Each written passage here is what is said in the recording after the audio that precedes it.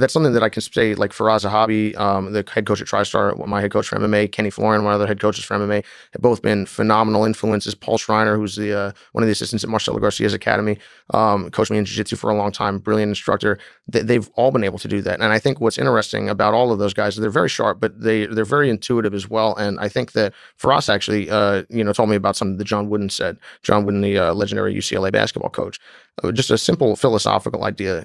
He said, some people's life is a bowl of shit. It needs some whipped cream in it.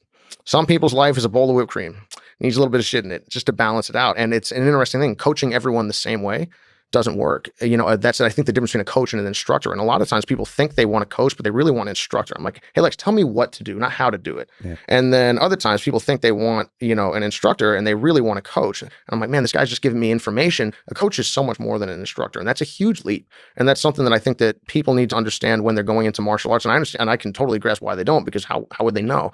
But I think about this a lot. Like me giving you $150 for a month, which is not nothing, that's for sure. That pays for instructor, really. Coach is a relationship that gets developed, because can you imagine, like, just the amount of emotional investment and time thinking away from like, oh, Alex isn't here anymore. Well, what can I do to help him? What does he need? Yeah. Like that's serious. And that's the difference between, that's oftentimes the difference that at getting over the hump in various situations. So it's an interesting, bargain that's being made, like commitment by the instructor who becomes a coach, commitment by the student, like there's a financial transaction. There's a lot of things going on there, but I feel very fortunate to have had not just instructors in my time, but coaches. And that means sometimes we butted heads, and sometimes I look back and I think I was right. And other times I look back and my own, no, they were definitely right. But there was always the trust, with the exception of one time that I feel that trust was greatly betrayed, that rightly or wrongly, whether mistakes will be made, but everyone is attempting to do the right thing. Under no circumstances would I intentionally do anything malicious, versus, hey, I might have burnt your house down, but you can be darn sure it wasn't on purpose. And I think that as long as there's that mutual understanding, a mutual belief of goodwill, which again, doesn't just magic up out of nowhere. I understand. I think that that's when then great things can happen. And I look at all the athletes that I know, the guys and girls that I've watched become fantastic in various places. Almost invariably, it never happened alone. Yeah. I'm really torn about that. Like, maybe you can help. Have you seen the movie Whiplash? Mm-mm. So it's I would say from an outsider's perspective, people should watch it. It's I guess jazz band. It's a movie about a drummer and the instructor, and it's basically, I would say from the outsider's perspective, it's a toxic relationship, but he's really the coach, whatever we call him, pushes the musician, the drummer, to his limits, like to where he just feels like shit emotionally. It looks like a toxic relationship, but it's one that ultimately is very productive for the improvement of the musician. I have the same, like in my own experience, I got a chance to train at a couple places regularly, and so one of my coaches, who is a great human being, a lot of people love him, but when I was a blue belt, he was pushing me a lot for competition. And every time I stepped on the mat, I was anxious and almost afraid of training because of like the places I'm going to have to go. And then I don't know what's good or bad, because I think I've become a better person because of that experience. Like I needed that. And on the flip side, like the place I got my black belt from, it's Balance Studios, I remember also a blue belt, the coach sitting down, and I was going to competition, and he saw something in me where he said, like, good luck, but win or lose, we always love you. Like I remember that because I really needed that at that time. Like I was putting so much pressure on myself. Like I'm not an actual professional competitor, I just competed. Like I'm a PhD student, but it was clearly having a psychological effect on me. And that's what a great coach does, is like, it's like life is more important than jiu-jitsu. It's sure. Bigger. So you use jiu-jitsu when you need it to grow as a person. And when it overwhelms you, you have to pull that person out. Like look at the bigger picture. Always look at the bigger picture. And it's fascinating. And I don't know what to make of it.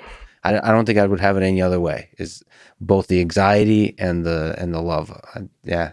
I think that that's a really interesting thing that you're describing, that I guess it kind of brings me back to a lot of the other things we've been discussing, is just almost like the reciprocal nature of everything, where no pressure.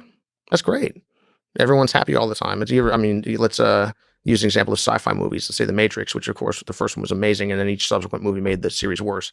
But basically, They're working on a new one, by the way. yeah, I've heard. We'll see. I was hoping for the best. But basically, it's like, hey, we started our first initial world. Agent Smith says to Neo, he's like, our first world was a utopia where everyone was happy and nothing ever went wrong. He's like, your primitive cerebrum rejected it.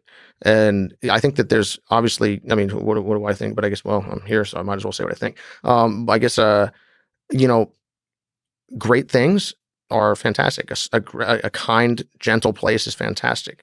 And this is again why I love Dune, because I think Dune does such a great job of expressing. Frank Herbert does such a great job of expressing again the reciprocal nature of these ideas.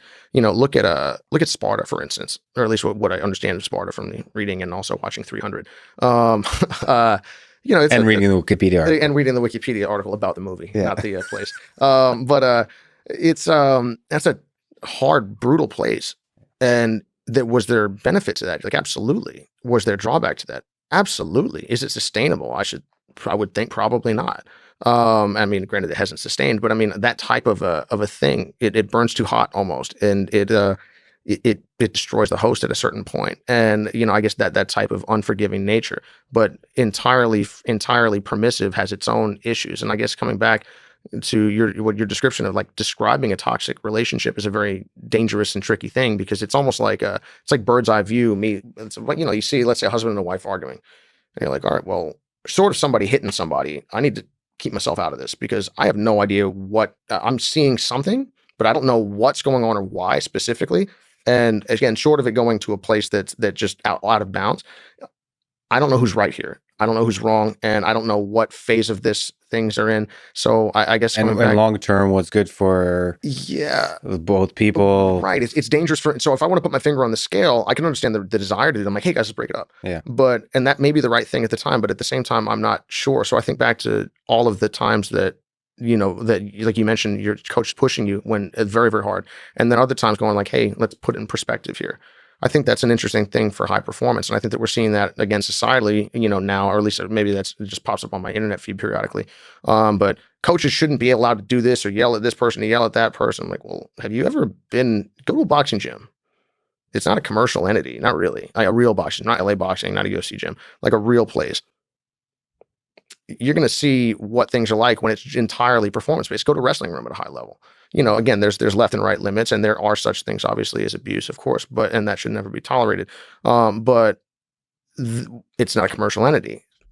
I don't need to be sweet to you if you're screwing up, if you're dropping the ball. And in fact, recognizing that I'm not doing you a favor or the team a favor by being permissive of that type of behavior, I think is important. Everything in its context and at its time is important. And I guess I can think again of the times that I've been had put on me like a great deal of pressure to do X, Y, or Z, or to succeed, or to push for success. And I can't look back fondly enough on those times. They were tough at the time, but without that, I'm not sitting here. Without that, I don't go from growing up in a very nice family in the suburbs to fighting at the highest level in jiu-jitsu, gi, no gi, and now in mixed martial arts, starting a career at age 27.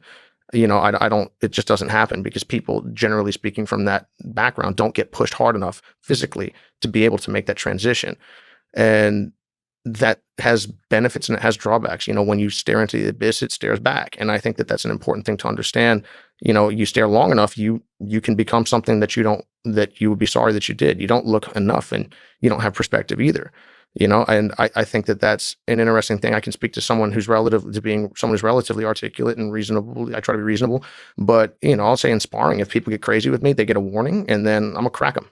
And what do they expect? Oh, they hear the guy on an interview, but who did they think they were meeting? Because there's also the guy in the ring.